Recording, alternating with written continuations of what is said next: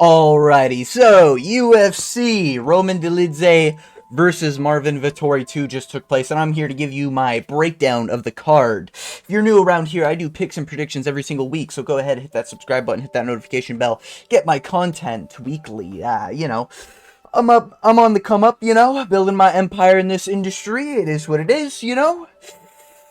Taking over the MMA space slowly but surely. I also do videos on anything I'm passionate about. That's why you'll see a variety of different content from my channel. Anyways, moving into the breakdown of the card. Wow. Yeah, this card was shit, by the way. Now, it was good in terms of if you looked at it individually, fights were pretty good. Now, if you look at it bird's eye view standpoint, they were still kind of dog shit. There wasn't really a lot of oomph in a lot of these fights. But, yeah, let's get into the first fight. Duben versus Carly Judice. Now, if you don't know, I'm a fan of, the MMA guru. We want picks, the Artem MMA. Shout out to the boy. I think he's a little underrated, the Lucas Tracy's. I watch the picks and predictions from everyone after I do my predictions. And I see a lot of people putting a lot of logic and, the pick doctors and, AI generated, fight simulators for 1,000 different fights. You know what's undefeated on this fucking card? That's what I'm talking about, baby. Yeah, buddy. If you don't know, I literally coin flip every single women's MMA fight, and we went 3-0 with the coin. So, maybe that's a lesson to you. Stop fucking gambling on these women fights. Women's MMA will never make any sense. None of it matters. It's always dog shit to watch, and they're boring as fuck. Now, with that being said, I got the pick right, so I'm not gonna complain. Yeah, the 6-0 all finishes Duben just couldn't get it going against Carly Judice, and Carly Judice just knocked her out with a fucking head kick in round 1, no less. Outside of that, don't really give a fuck. I mean, it's a woman's fight at the end of the day. Ooh, cool KO. Who cares? She's 3-2, and now she's 4-2. Woo! 50% win rate, woo, Or I guess, what would that be? Would that be 75? I don't know. I think that's a 75% win rate. I think 4-2, right? Because 2-2 would be a 50% win rate? Yeah, I think it's 75. I think my math is correct there. Anyways, moving on. We have Josiane Nunes versus, I think it's Priscilla Cachoeira. I could be wrong. I think that's her name. But as Google doesn't even give a fuck about these women fights, I don't either. Kind of actually sucks, because despite the coin picking against Josiane Nunes, I kind of wanted Nunes to win. I know she's like a little nugget of a person. Some people were saying the use of Salal when I was watching Ronan MMA. First time I watched him live. Shout out to Ronan MMA. He does great content. Fellow Canadian. Anyways. Yeah, nobody cares about women fights. Moving on, we have Daniel Barrez versus Andre Lima. Now, finally a fucking fight to watch. Andre Lima beat the brakes off Daniel Barrez. Holy fuck. The fact that it was a submission, I know it's going to go down. It's going to be like, oh, he's slick on the ground. Man, he literally beat the living piss out of Daniel Barrez. And he made it look like not even close, And Daniel Barrez, shout out, he's tough as shit. That's it. It's not even like he had bad output, I guess. Well, he obviously had bad output, obviously, with the striking numbers. But it's just that Lima was just better, everywhere. Kicks, boxing, inside, outside, on the back foot, pushing. He was literally just better everywhere. And I thought a lot of... I didn't see a lot of people, but, there was a little bit of talks here and there amongst predictors, with Daniel Barrez putting a lot of pressure on Lima. But yeah, Lima got it done. Lima still looks good as a prospect. 11-0. It is flyweight. I do think Lima's going to be one of these fighters where he will be technically better than his opponent in most matchups, at least until he gets to the top division. And that's saying something, Flyweights are very highly skilled. But I think he will just get randomly caught, like a Joshua Van Charles Johnson, right? Charles Johnson, I think that was his name, Charles Johnson. I'm pretty sure it's Charles Johnson caught him, Weird-ass hairdo. Anyways, or no ass hairdo because he's mostly bald, but he's got that weird, like, I don't even know how to describe it. He's got like that weird fucking fade on his back part of his skull, but he's got nothing on top. It's a little weird. Anyways, at least I find it a little weird, but hey, you know, to each their own, I guess, in terms of hairstyle. Yeah, Lima got it done. Shout out to Lima. Happy to see Lima win. Still a pretty good prospect in flyweight, you know. Flyweight's a hard division, so we'll see what happens. Moving on, women's fight. Got the pick right. I believe Jacob also made Sam Hughes lock of the week. I believe that was the lock of the week. Great lock of the week pick. I'm going to be honest, when I got Sam Hughes, I was happy just because, like, I know Sam Hughes is at least decent. And she gets it done, you know. I think I said a 29-28 split decision, as all women fights end up being, you know.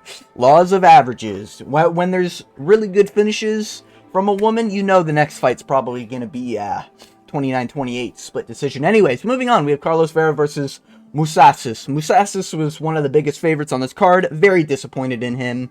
He got head kicked, dropped, clubbed, and subbed by Carlos Vera.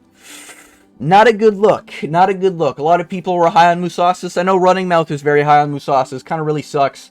You know, I was pretty high on Mousasi. I did think his age was going to be a problem. I didn't think a soy boy build like Carlos Vera was capable of dropping another human being.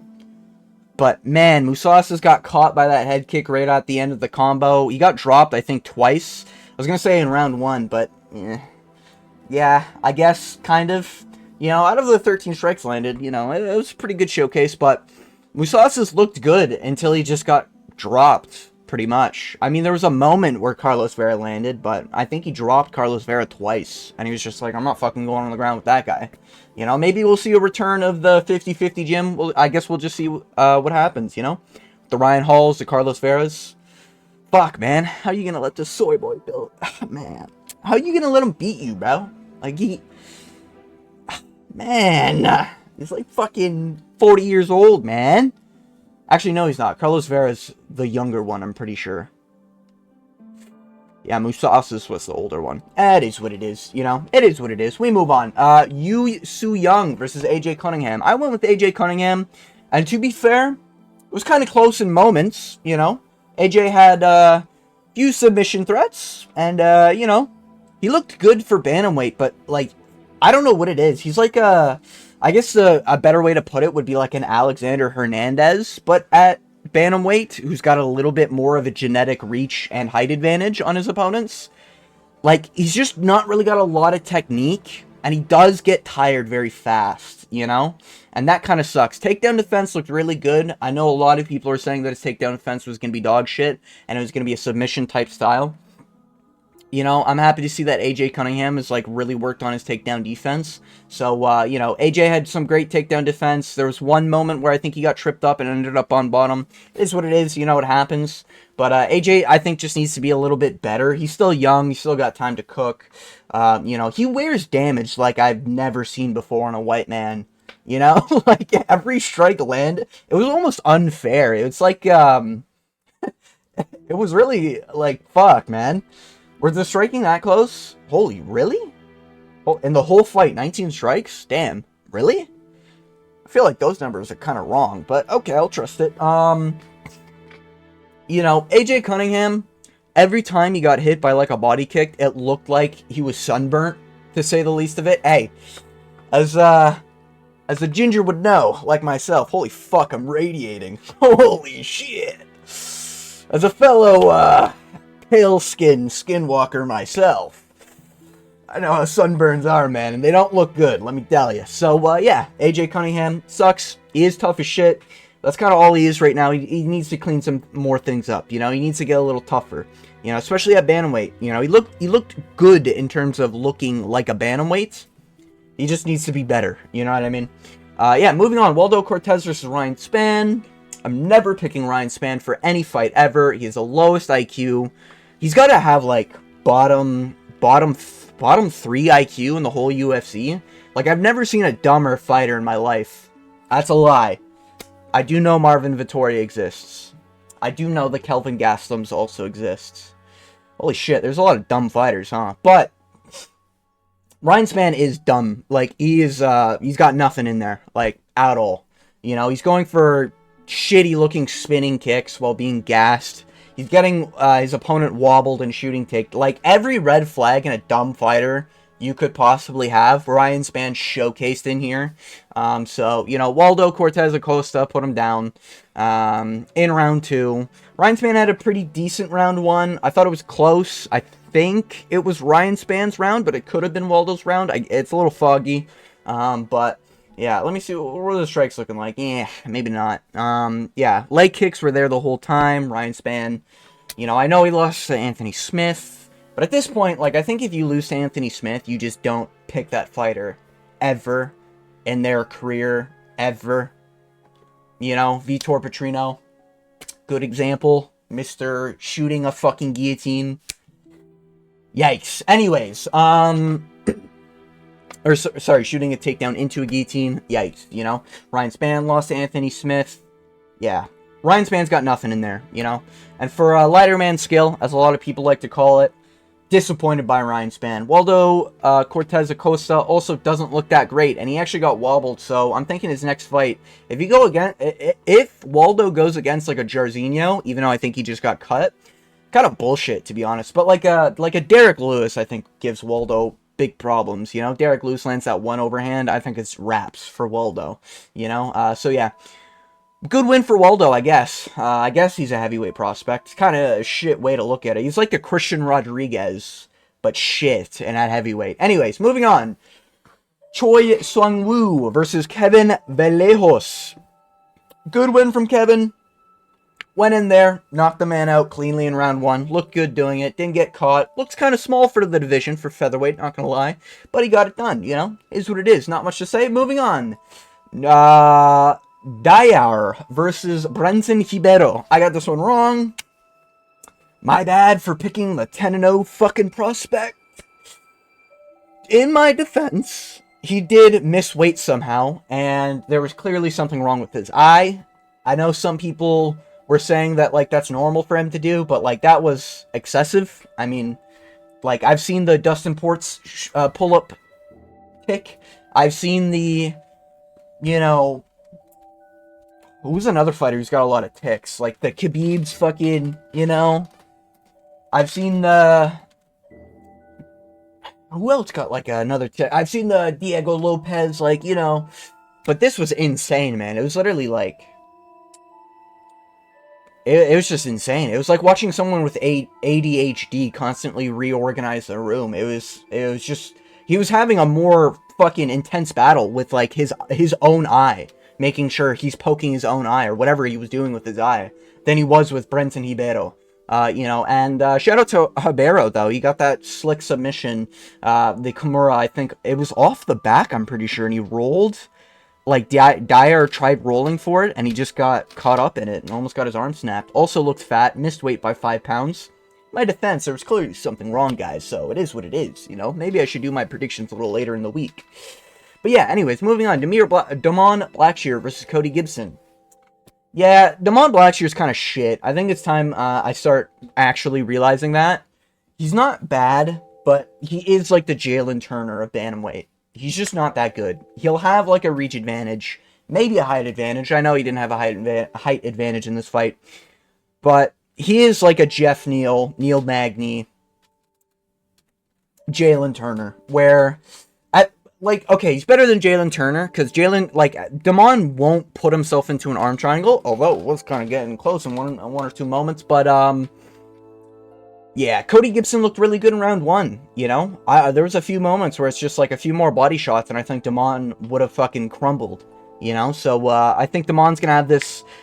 Something's wrong with Damon Blackshear, and he's got, like, none of this fucking kick in round 1, you know? In the first, like, 2 minutes of the fight, that's when you can put him out. You know, I think that's what we're learning here. Damon's really not a round 1 fighter, and if you get to round 2, round 3, almost like a Hernandez, you know? Almost like a fluffy Hernandez, where he's just not a round 1 fighter, but he will come back in round 2 and 3. I know he's probably got round 1 submissions and shit in the first round, but, you know, you get my point. Like, he's not really evolving into this killer on the feet who's also slick on the ground. He's kind of just like, okay, he's good on the ground, but he's got to survive round 1. You know, even against a 37-year-old Gibson.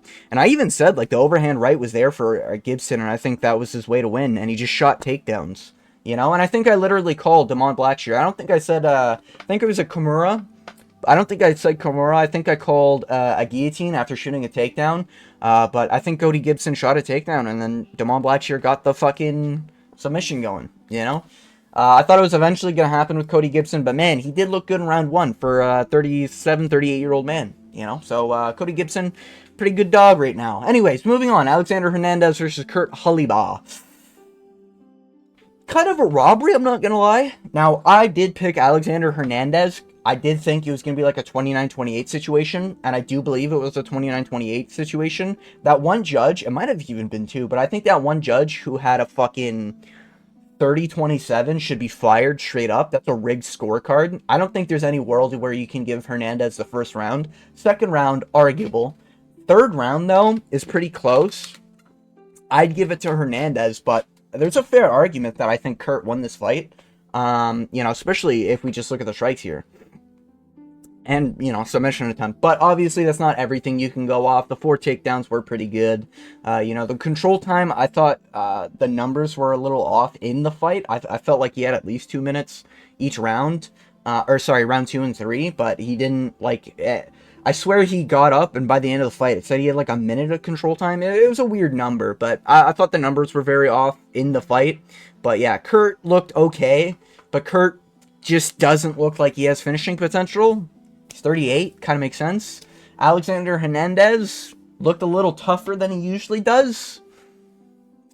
But it's against a 38-year-old man. So there's not really much you can do with Hernandez, to be honest with you. I think just use Hernandez to build other people. That's kind of how I would use him. Yeah. He's also a dum-dum, you know? Shooting takedowns and shit, like, if I was Hernandez, I legit was thinking... If I was Hernandez's corner in the third, I'd be like, Hernandez, you need to go for a fucking finish. It's a good thing you didn't try and gas out and get submitted or whatever, right? But it is also like, I think there's a universe here, you know, that's really close to ours where Kurt Haliba gets that fucking decision, you know? So, yeah, you know, can't really do much with Hernandez, not gonna lie. Just feed him to someone, so, you know, like, Benoit Saint Denis, you know? Benoit needs a win, guys, you know? After he loses to Joel Alvarez, you know? Drew Dober, maybe? I think Drew Dober's already finished him, but, like, still, you know what I mean? Yeah. Yeah, you know? Anyways, Chidi Njokuani versus Elijah Zaleski dos Santos. Close first round, probably a Chidi round, even though he did get dropped. I got the pick wrong. You know, it's sad to see my boy Elizu go down. I like seeing old dogs who are really explosive, really fast, and, you know, hunt for finishes and fights. But it really does suck that Elizu couldn't get it going in the second round. He got caught by that knee up the middle. You know? And Chidi really does have, like, a physicality advantage now that he's at welterweight, which is kind of insane to look at. I don't know how he makes welterweight. Like, if you put Chidi beside Neil Magny and Jeff Neal... Chidi looks like he's fucking on juice compared to those two. I don't know how Chidi makes it to fucking welterweight, but he does. So, you know, good for Chidi. Chidi's always kind of had, like, a chin problem. I think he'll always have a chin problem, especially now that he's training himself to welterweight. But if he can make it, you know, Buckley's good at welterweight. Chidi could be good at welterweight, you know, and Buckley's been finished in middleweight by fucking Kevin Holland. You know what I mean? So, I think Chidi bang bang. Happy to see him win, you know. I think he's one of these old dogs who's, you know, good at learning new tricks. So, happy with Chidi Njokuani's performance. Hopefully I don't get demonetized for saying his last name. And I look forward to his future performances. You know, he's always got a banger to showcase. He's either get finished or finish guy. I respect that. You know, I respect that. He's like the better Randy Brown, even though Randy Brown finished him. Yikes. Did Randy Brown actually finish him? I'm going to fact check that. Beat Jared Gooden. Beat Reese McKee. Was it Randy Brown that I was thinking of? Maybe it wasn't Randy Brown. Maybe I'm tripping. Am I tripping? I swear it was Randy Brown. Never mind. I'm just racist, I guess. What the fuck am I thinking of, Randy Brown? Maybe I was thinking of the Jared Gooden fight. I do remember that Gregory Rodriguez. I've seen the highlights, you know what I mean? But I finished over Dusko. Great finish. You know, shit like that. Anyways, with that being said, moving on to the main event that hasn't updated. Roman Dolidze won by decision. He won 4-1. I thought it was 4-1. Marvin maybe got the first round. Marvin sucks. He's just a punching bag at the end of the day. 2 years of layoff isn't going to change that. He's entered his prime. Not going to change shit. He's kind of small for the division at this point. Like, am I off in that? Like, he kind of does look like a welterweight at middleweight. You know, his back's pretty big. Oh, it's just updated now. His back's pretty big, but, like, you know, he's got a crimson chin still. He got hit by spinning elbows, overhand rights from Roman, right on the chin. Like, I'm not talking like, oh, well, they landed a little bit. No, like, I'm talking like flush. You know, so Marvin's got a really good fucking chin. Probably doesn't even get finished by Alex Pereira, you know, during Alex Pereira's run. But Marvin does just have, like, brain damage as well. He will not fight back. He literally role plays the victim in his fights. He literally just sits there, he'll cover up, or he'll just be on the back foot getting fucking wailed on, and he just won't throw. Like, he'll get back into range and look like he's about to burst in, and he just won't throw, you know? But I understand completely why people picked Marvin, because he did win that decision. Close, arguably robbed, but he did win that decision in the first fight, and that was 3 rounds. Roman notoriously gasses. Kind of looked like he was about to gas out in this fight. He looked gassed after the third as well. But yeah, I do think Roman is just, like, trying to improve, and I think Marvin Vettori, he's got nothing in there. You know what I mean? Like, he's just one of these fighters. He might catch you with an overhand right in the first round. And then past that point, he will stand in front of you eating damage. That's just how he fights. It is what it is, you know? So yeah, not a bad main card. Not a bad event, to be fair, but it was still, like, a shit card. Like, none of these, like, oh, great, you know? Great win for Chidi, but, like, okay, you know, there's not really any fun matchups to be made after this event. You know what I mean? Like, ooh, Waldo, Derek Lewis, you know, 2025. Like, that's what we're excited about. You know, Carlos Vera on a win. You know what I mean? Like, oh, wow, Hernandez got a win. You know, oh, Damon Blackshear. I like Damon, but, like, come on, man. You know what I mean? Like, nothing here really that good. Bit like it's just not fun, you know. It's just not fun, you know. Maybe Kevin Vallejos does something in featherweight, but fuck, man. Anyways, with all that being said, I want to thank you for making it all the way to the end of this event, this card breakdown, and you know, stick around because I'll be doing content on every single UFC Fight Night card, including all the ones up to 314, baby. That's what I'm talking about. Can't wait till then. What's the next one? Leon Edwards, Sean Brady, eh? That's in a week? God damn. Man, shit, Patty. Man, shit. Ooh, Jan Blachowicz, eh? Damn, this is kind of... Ooh. Malia McCann, lad. Jordan Vucenic. Okay, Chris Duncan. Okay. Nathaniel... Oh, okay. We're cooking. Okay. Ooh. Yeah. Oh, Marcin Tybura. Ugh. Anyways, with that being said, you know, I want to thank you for making it all the way to the end of this video. You know, I've radiated. I've probably already put my official numbers in the bottom. I believe I went 7-5 in the whole card. I want to thank you for watching. And as always, I hope you have jawline check. Good day.